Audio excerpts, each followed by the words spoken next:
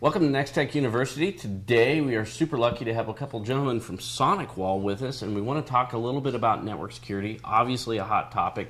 But before we get into some of those details, Mark, start off the introductions. Mark Wietbrock with SonicWall, covering Missouri and Kansas, and here working with Steve and the rest of the Nex-Tech team. Hi, Troy Ryan. I'm the SE for Missouri, Kansas. I travel with Mark, support him. Awesome. And for those of you that may not be as technical, SE means that you know all the super technical stuff to help our customers, and when we get into these big threats, you can help protect them, right? That's my job. All right, awesome. So Mark was here last year, January this year, and so if you missed our broadcast on that, definitely check that out. We'll get some links out there so you can catch up to where we are. But really, that was probably the 100 level class, and today we want to talk about, we've had a lot of folks reach out to us and say, hey, you mentioned a couple advanced threat type mitigation technologies that's, I don't want to say new, because they're not necessarily new, but they've evolved, and is that accurate? They have evolved. So, I mean, if we take a look at what we briefly discussed back in January, Steve, we were talking about, where is that threat landscape at and where are we going to today? And from that report, and we got into a little bit, that inspection of that SSL traffic. And that's extremely important to what we're doing today, because we now know that unless we're inspecting it, 60% of all that traffic is not being inspected on the current firewall today. So we have to have a way of actually being able to look at that, or we're flying blind to what those threats are out there. Absolutely. And for some of our folks out there, the way that you might be familiar with SSL is you might have read in different posts that said, hey, if you're doing online transactions, you should have a little padlock down on the bottom, right? That really means SSL.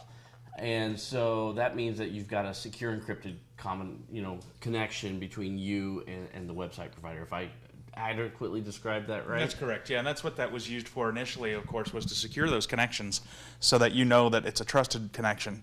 And what has happened is a lot of when you go to a lot of websites nowadays, they automatically redirect you to their secure site. And that's where this problem was born. Gotcha. Yeah. And so now what's happening is, we talked last time, you should have a firewall, you should have antivirus, you should have all these things, but now it's not just okay to just have a firewall. Now what we need to do is we kind of have to have that firewall unencrypt that traffic, which if it was just that easy, we wouldn't really need to have this conversation. We just flip a switch and away it goes. But it's a little more complicated than that. So can you stage that for Correct. us? So let's think about it this way. You are on your PC, you're going out to a site, as Steve is saying, you're referencing something that has that padlock at the top screen, that HTTPS traffic, and all of a sudden things start slowing down on your screen, and you can no longer move the mouse around, and all of a sudden your machine is completely locked up, and now maybe some graphics come up on the screen and someone wants you to pay a ransom. So chances are you have now been caught by that ransomware, right, or some type of an attack on your system that now went past your firewall because it wasn't actually inspecting that SSL traffic. And so for the firewall to inspect that traffic, there's some technical stuff that has to happen. And, this is where you get the magic of Nex-Tech and SonicWall working together, right? Because from a customer standpoint, once this is set up, they don't really need to know a whole lot what's going on, other than they know that they're protected. But will you give us a high-level view of kind of what the technical stuff is going on behind the scenes here? Sure. So what happens when you connect to an HTTPS website or any other secure connection? There's others, FTPS and other types of connections. But for the most part, we're talking about web traffic. So we're talking about HTTPS. When your client makes a request to a web server for a secure connection, it exchanges some information and establishes this tunnel. The firewall, of course, is able to see the beginning of that conversation, but once that tunnel is established, it can no longer see what's in that traffic. So the site you're going to might be a trusted site, but you can't guarantee that everything on that site is still trusted. Yahoo is a big one back many years ago that was hit with malvertising, right? There was an advertising feed on their website that was infected with malware, and it was something like 30,000 people an hour getting infected. Wow. And it ran for like 3 months before anybody noticed. So what the SSL inspection does is it interrupts that secure connection. It creates the connection between the web browser and the firewall.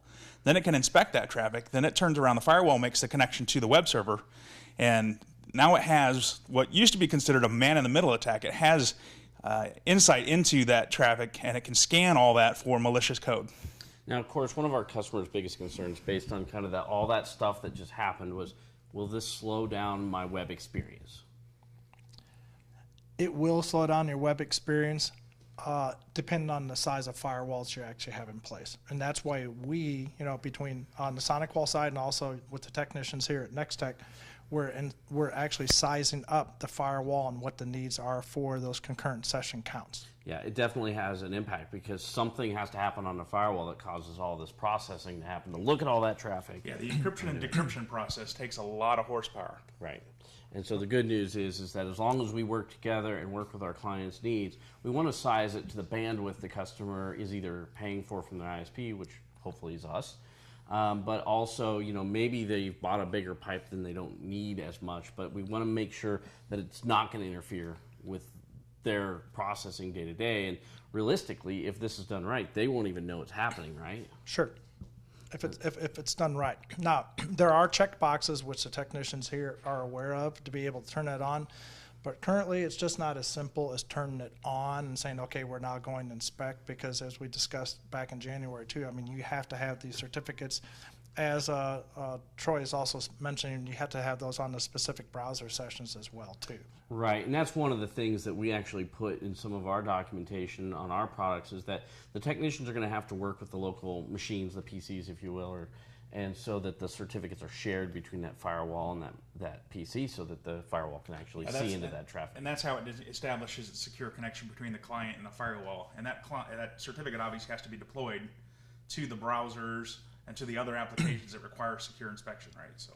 Right. And then if you're watching this and you say, I don't see any certificates on my PC, that's where we all work together. Don't worry about it. We take care of that stuff. And again, we just want to get that out there so that if you've heard, do you have that certificate or not, talk to us, and we can help our customers understand all that too. Steve, I think another thing we can point out right now is that we're talking about this based on the threat assessment from 2016.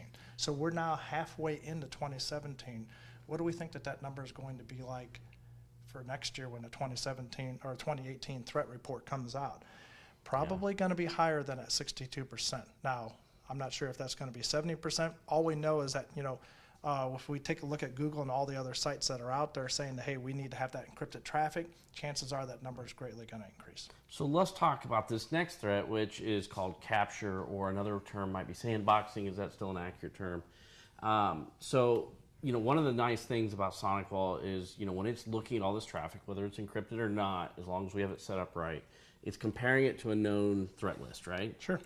Now, the issue becomes is in the past, there was a determination that had to be made that I see this traffic, I see this packet, and I don't know what it is. It's not a known threat, it's not an unknown threat, I just don't know what it is. So then it used to be like somebody had to make a decision that says let it through, which then might have let through a threat, right? And then the only way we found out it was a threat was usually by a bad day. Right? Too late, right? Too late. So there's the latest technology that you're talking about now is this capture and sandboxing, if you will. So tell us a little bit about that. Sure. Yeah, and that's what we refer to as zero-day threat protection, right? So it takes a file that it doesn't recognize, and instead of just saying, well, I don't know what it is, it doesn't match anything in my database as malicious, and it takes it and it says, we're going to go another step. We're going to send that up to the cloud, and we're going to have it detonated in a virtual environment, and we're going to scan it, and we're going to run it through a whole list of security processes to make a determination, a better determination of whether or not that piece of software is malicious or not. Mm-hmm. And then, of course, when it makes the decision, it sends it back down to the firewall and lets the firewall know whether to allow it or not. Gotcha. And this becomes a real important, to your point, zero day. If you're not familiar with that, it's brand new, right? It's just released today, and of course, there's no way to keep an updated list of things that you hasn't seen before. Even in the best of worlds, the signature files that we're using to scan this stuff, it could be over an hour old, 10 hours old, and if it was released 5 minutes ago, if somebody just created it and sent it out, there's no signature out there for that. Right. So that's what we determined was, if we determine it's malicious, then we write a signature for it, and then that's now included in our signature database. So not only do we know that firewall saw this file, now we use that to create a signature for that file so other people get that same update. Right. So it really just that next level of protection and knowing the risks, like you talked about with the crypto type threats that we now see and those kind of things. This really is going to stop a lot of that stuff from hitting. Well, and on to that too.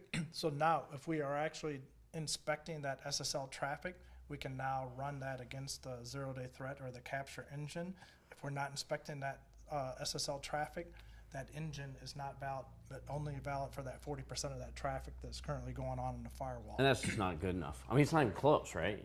You can't, yeah, we can't scan what we can't see, so we have to first be able to see it and then be able to detect the malware. Now, we're going to go a little bit deeper too on that, on the zero-day threat assessment. So we are running our own sandboxing engine that SonicWall has, but we're also working with VMware and Lastline. So the would-be hackers out there may know the sandbox is actually on and working on a firewall, but the chances are getting around one, but two or three of them, they're going to have to work at it very, very hard to be able to get around that. So I'm going to say that their chances are going to be very limited on being able to push a file through that would infect the network. So we've covered these two topics that we kind of looked at. Is there anything else we should talk about relevant to these two technologies? I think from that perspective, just to let you know, on the firewall side, these options are available on the TZ product line for SonicWall, also available on the NSA, and also available on the Supermassives. So it doesn't matter what size networks that you have that you're working with Steve and the Nex-Tech team on, any one of these products will give you the ability to have that DPI SSL inspection program working, and also to do the capture product as well. Right, and we also have the captures also built into our email security product as well. So it'll send files up to 100 megabytes on an email attachment up to the cloud for analysis as well. And really a fancy way of just saying what you just said is, look, if you're the smallest business, you've got one user. That doesn't mean that your data is not important, right? I mean, in fact, one user might have access to millions of dollars, right?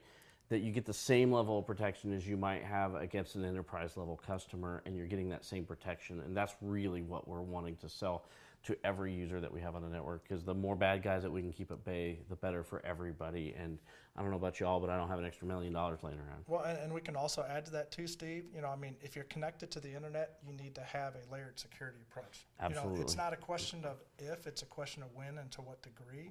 So by having that layered security approach that SonicWall offers through Nex-Tech, that gives you the capability of having that trusted environment if you'll have it from a security perspective. And of course, as always, you have any questions about what we talked about today, you know, you can reach out to us. If you'd like to hear SonicWall's version, you know, we can get them on the phone or on site too, and have these conversations to get, you know, as technical as you need to get, or, you know, with me, you're going to get a lot more surface layer, but we can really get into the weeds of exactly what the protection is, exactly how much it's going to cost you, and then the total protection package to keep these bad things out of your network. I think we can also add too, Steve, that if anyone wants to, I mean, you can get in touch with Steve and the rest of the Nex-Tech team. They'll be glad to work with you on that, but they can also go out to livedemosonic.com and test drive everything that we're talking about today. So you can test drive any one of those firewalls that exist and see how it would act if it was actually in your data center or at your home office or any place that you're actually conducting business across the internet. Final words?